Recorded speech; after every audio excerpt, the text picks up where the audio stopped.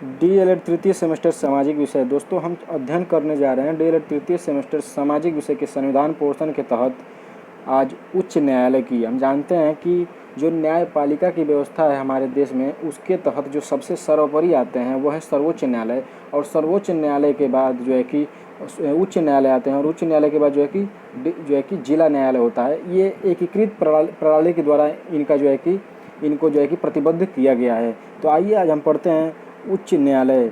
दोस्तों उच्च न्यायालय जो है कि सन 1862 ईस्वी से प्रारंभ होता है। यह संविधान में भाग 6 के अनुच्छेद 214 से लेकर 231 तक प्रावधान किया गया है। आइए सर्वप्रथम हम इन 3 महत्वपूर्ण अनुच्छेद के बारे में, जो उच्च न्यायालय से संबंधित जो 3 महत्वपूर्ण अनुच्छेद है, इनके बारे में चर्चा करते हैं, जो कि परीक्षा के दृष्टिकोण से भी अति जो है कि महत्वपूर्ण है।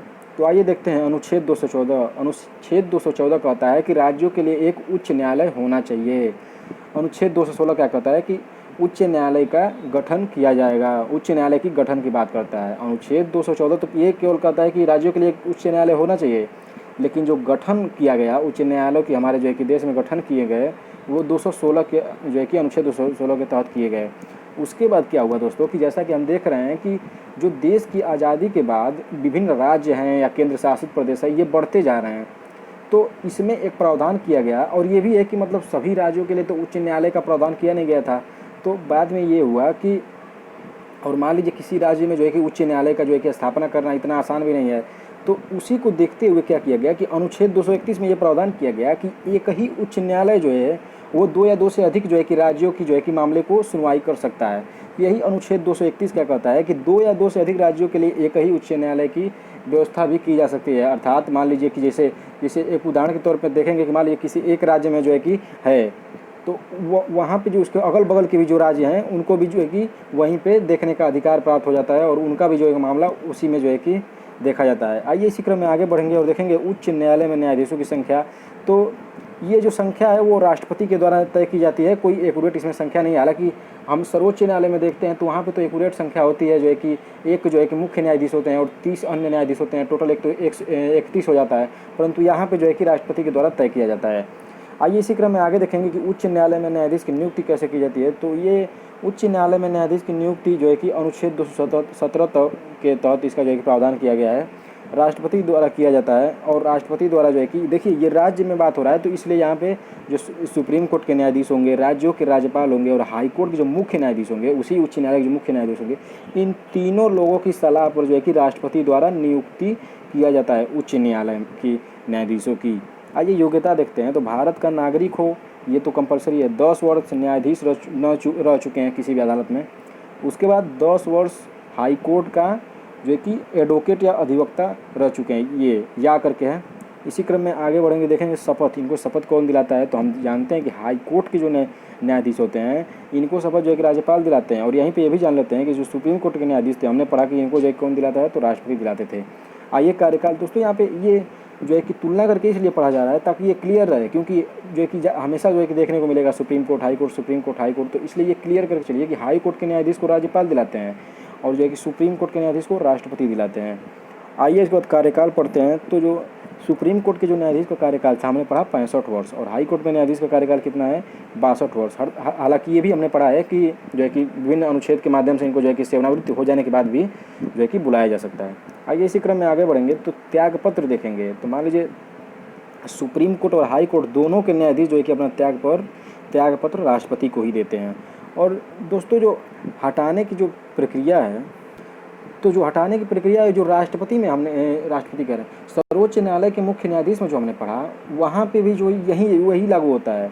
यहाँ पे उच्च न्यायालय में भी न्यायाधीशों को हटाने की प्रक्रिया वही है जो सर्वोच्च न्यायालय में न्यायाधीशों की हटाने की प्रक्रिया है। हमने पढ़ा कि जो है कि एक साबित कदाचार होता है, तो दूसरा असमर्थता होता है। साबित कदाचार में वही कि अगर मान लीजिए अगर उनके पे कोई भ्रष्टाचार अगर उनके कोई आरोपित हो जाता है और साबित हो जाता है, तो उसके बाद जो है कि साबित कदाचार के तहत उनको हटाया जा सकता है। और दूसरा होता है असमर्थता, अर्थात इसमें क्या होता है कि जैसे मान लीजिए कि ये हो जाए कि वो अपने कार्य का जो उनको कार्य सौंपा गया है, जो कार्य दिया गया है, उस कार्य को जो है कि उसको कार्य करने में जो है कि असमर्थ हों, तो उसके बाद क्या होता है कि अगर मान लीजिए इसके बाद भी अगर वो नहीं हटते हैं तो उसके बाद क्या किया जाता है कि संसद में जो है कि एक उनके प्रति बिल पास भेजा जाता है। लोकसभा में भेजा जाएगा तो उसमें क्या होता है कि 100 लोगों का हस्ताक्षर चाहिए, और राज्यसभा में जो भेजा जाएगा तो उसको क्या होगा कि 50 लोगों का हस्ताक्षर चाहिए। उसके बाद क्या होगा कि इन हस्ताक्षर करने के बाद क्या होता है कि एक टीम गठित की जाती है, और उस टीम द्वारा जो उन पे भ्रष्टाचार या जो भी आरोप लगे होते हैं उनकी जांच कराई जाती है। और उसके बाद क्या होता है कि उसको जांच करने के बाद मान लीजिए कि वो सत्य अगर होता है, घटना सत्य पाई जाती है, तो उसके बाद संसद में 2/3 से पारित कर दिया जाता है। उसके बाद भेजा जाता है राष्ट्रपति के पास, राष्ट्रपति हस्ताक्षर करते हैं, उसके बाद जो है कि उनको त्यागपत्र देना पड़ जाता है। तो यही है, वही मतलब कहने का मतलब कि जो हमने सर्वोच्च न्यायालय में पढ़ा हटाने की प्रक्रिया, वही यहाँ पे भी है।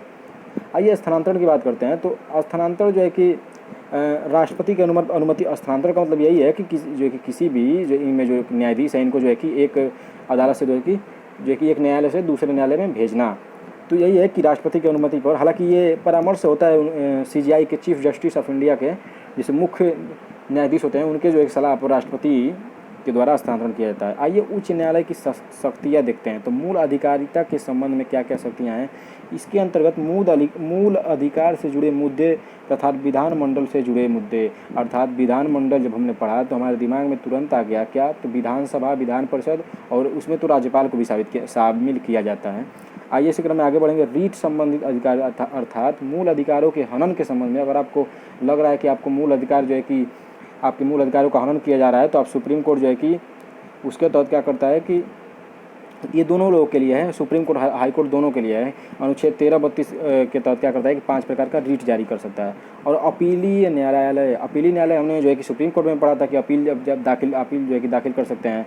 जो है कि जिला न्यायालय से मान लीजिए कोई मामला है तो वो क्या करेगा कि अपील जो है कि उच्च न्यायालय में जाके जो है कि अपील दाखिल कर सकता है। अभिलेखीय न्यायालय हमने जो है कि सुप्रीम कोर्ट में पढ़ा कि जो है कि मान लीजिए कि सुप्रीम कोर्ट द्वारा अगर कोई निर्णय लिया जाता है तो उसको जो है कि अभिलेख बना कर रख लिया जाता है, ताकि नीचे जो न्यायालय हैं वो जो है कि उसी के रूप में अपने मामले देख रेख कर सकें। तो इसमें यह भी है कि अभिलेखीय न्यायालय में जो हाईकोर्ट द्वारा निर्णय लिया जाते हैं उसको जो है कि अभिलेख के तौर पर तैयार कर दिया जाता है जिला न्यायालय के लिए।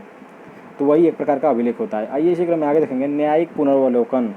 ये हमने जो है कि सुप्रीम कोर्ट में पढ़ा था। इसमें क्या था कि अनुच्छेद 13, 226, 32 के तहत यदि क्या है कि हाई कोर्ट उन फैसलों में दखल कर सकती है जो मौलिक अधिकारों का हनन कर रहे हो तथा उसका जांच भी करा सकती है, और गलत पाने पर उसको रद्द भी कर सकती है। जैसे मान लीजिए कि कोई सरकार का कोई फैसला है, मान लीजिए सरकार जो है, जो राज्य में सरकार है, वो अगर कोई फैसला ले लिया और वो फैसला अगर मान लीजिए और वो फैसला चला गया जो है कि कोर्ट में चला गया, और वो फैसला ऐसा है कि वो जो है कि मूल अधिकारों का हनन करता है या किसी प्रकार से गैर संवैधानिक फैसले हैं वो सरकार द्वारा लिए गए, तो उसको जो है कि हाई कोर्ट क्या करेगा कि जाँच करने के बाद उसको रद्द कर देगा। इसी क्रम में आइए आगे बढ़ेंगे दोस्तों। हम राज्यों के सभी उच्च न्यायालय हैं उनको जो है कि देखेंगे। तो दोस्तों किताबों में आज भी देखने को मिलेगा कि जो उच्च न्यायालय हैं 24 हैं, परंतु इस समय फिलहाल वर्तमान में कितने हैं, तो 25 हो गए हैं। 1 जनवरी 2019 से जो है कि आंध्र प्रदेश में भी जो है कि आंध्र प्रदेश के जो राजधानी बना अमरावती, वहाँ पे जो है कि उच्च न्यायालय को एक स्थापित किया गया। तो वर्तमान में कुल कितने उच्च न्यायालय हैं, तो 25 उच्च न्यायालय हैं। कितने हैं, तो कुल 25 उच्च न्यायालय हैं। तो दोस्तों जिन उच्च न्यायालयों का जो है कि स्थापित जिन उच्च न्यायालयों को राज्य के उनके राजधानी में स्थापित किया गया है, तो उनको तो हमको याद ही नहीं करना है, परंतु हमको याद उनको करना है जो उनके राजधानी को हट के किसी अन्य क्षेत्र में जो है कि उनको स्थापित किए गए हैं। और कुछ ये भी हम पॉइंट याद करेंगे कि किन किन जो है कि क्षेत्रों का जो है कि एक न्यायालय जो है कि अन्य जो है कि राज्यों को भी अन्य राज्यों के मामले में भी देखे जाते हैं। तो आइए हम देखते हैं। पहला जो है कि उच्च न्यायालय है पहला, और उसके बाद मुख्यालय है और न्यायिक क्षेत्र की, मतलब एक जो है कि राज्य के अंतर्गत कितने जो है कि न्यायिक क्षेत्र को शामिल किया गया है। तो हालांकि केवल ये 3, 4, 5 है जो अन्य राज्यों को जो शामिल किया गया है। तो देखिए हम इसको इसलिए याद करेंगे क्योंकि परीक्षा में अगर प्रश्न बनेगा तो यही बनेगा कि उत्तर प्रदेश का मुख्य जो है कि उच्च न्यायालय कहाँ स्थित है। हालांकि दिमाग में तो सबके यही बने रहेगा कि भाई लखनऊ में स्थित है, कहीं कि राजधानी में लोग यही लगता है कि राजधानी में स्थित है, और इसीलिए ये जो है कि सारणी बनाया गया है ताकि ये याद हो जाए कि राजधानी में नहीं, राजधानी में जो है उसको हम लोग यहाँ पे नहीं लिखे हैं, केवल जो राजधानी से हट के है उसको यहाँ पे केवल लिखे हैं। तो आइए पढ़ते हैं। उत्तर प्रदेश का उच्च न्यायालय जो है वो कहाँ पे है, इलाहाबाद में स्थित है। छत्तीसगढ़ का कहाँ स्थित है, तो बिलासपुर में स्थित है। गुजरात का कहाँ स्थित है, तो अहमदाबाद में जो है कि इसका मुख्य उच्च न्यायालय है। मध्य प्रदेश का कहाँ पे है? अब देखिए मध्य प्रदेश का राजधानी तो भोपाल है, लेकिन स्थित कहाँ है? जबलपुर, इसलिए हमको ये याद करना पड़ेगा। उड़ीसा का कहाँ है? कटक में। राजस्थान का जो है कि उच्च न्यायालय कहाँ स्थित है? तो जोधपुर में। उत्तराखंड का जो है कि कहाँ स्थित है? तो नैनीताल में। बम्बई का तो मुंबई में ही है। कोलकाता को कलकत्ता में। ये केवल पुराना नाम है, ये वहीं पे स्थित है। अब देखिए एक चीज़ यहाँ पे छूट रहा है, बम्बई का जो मुंबई में है, मुंबई में मान लीजिए एक उच्च न्यायालय है, तो मुंबई में जो उसके अगल बगल के जो जैसे गोवा हो गया, दादर नगर जो हवेली हम जानते हैं, इन तीनों राज्यों का जो है कि मामले की देख रेख कहाँ की जाती है? तो मुंबई में की जाती है, क्योंकि गोवा में उच्च न्यायालय नहीं है, दादर नगर हवेली में उच्च न्यायालय नहीं है, तो ये जो है कि इनको प्रावधान किया गया है कि आप लोग आके मुंबई के उच्च न्यायालय में ही अपना जो है कि मामले जो है कि दिखा सकते हैं, देख रेख कर सकते हैं। तो यही चीज़ है। उसके बाद आते हैं कोलकाता में। अब कलकत्ता में देखिए कलकत्ता में भी देखिए दो राज्यों, पश्चिम बंगाल, अंडमान निकोबार द्वीप समूह, दो जो है कि दो राज्यों का जो है कलकत्ता में जो है कि देखा जाता है। केरल में दो है। केरल में भी देख लीजिए, केरल में जो केरल है लक्षद्वीप हो गया, जो कि केरल का जो कि कहाँ है उच्च न्यायालय? तो एड़ाकुलम में है। असम में आते हैं, असम का कहाँ है? गुवाहाटी में है। और यहाँ पे जो है कि चार जो है कि राज्यों का देखा जाता है। असम का देखा जाता है, नागालैंड का देखा जाता है, मिजोरम का देखा जाता है, अरुणाचल प्रदेश का देखा जाता है। अब उस समय देखिए जो 2013 में जो है कि ये मणिपुर, मेघालय और मिजोरम में भी जो है कि अपना अपना बन गया उच्च न्यायालय, जो है कि 2013 में मणिपुर, मेघालय और मिजोरम तीनों राज्यों में जो है कि ये उच्च न्यायालय अपने अपने बन गए। उसी क्रम में आगे आएंगे, देखेंगे चेन्नई में, तो चेन्नई का जो है कि मुख्य उच्च न्यायालय कहाँ है? तमिलनाडु में है। हालांकि ये तो राजधानी है, तो इसका कहाँ कहाँ देखा जाता है? तमिलनाडु प्लस पांडुचेरी, दो राज्यों का जो है कि यहाँ पर तमिलनाडु में देखा जाता है। पंजाब का चंडीगढ़ में, यहाँ पे जो है कि पंजाब, हरियाणा और चंडीगढ़ दो राज्यों का जो है कि यहीं पे देखा जाता है। इसके बाद आते हैं आंध्र प्रदेश में। इसमें देखिए जो दोस्तों जो 25वां जो उच्च न्यायालय स्थापित किया गया यही आंध्र प्रदेश है। अमरावती जो इसकी राजधानी बना, 1 जनवरी 2019 को इसको स्थापित किया गया। दोस्तों आशा करता हूँ कि वीडियो आपको पसंद आया होगा। धन्यवाद।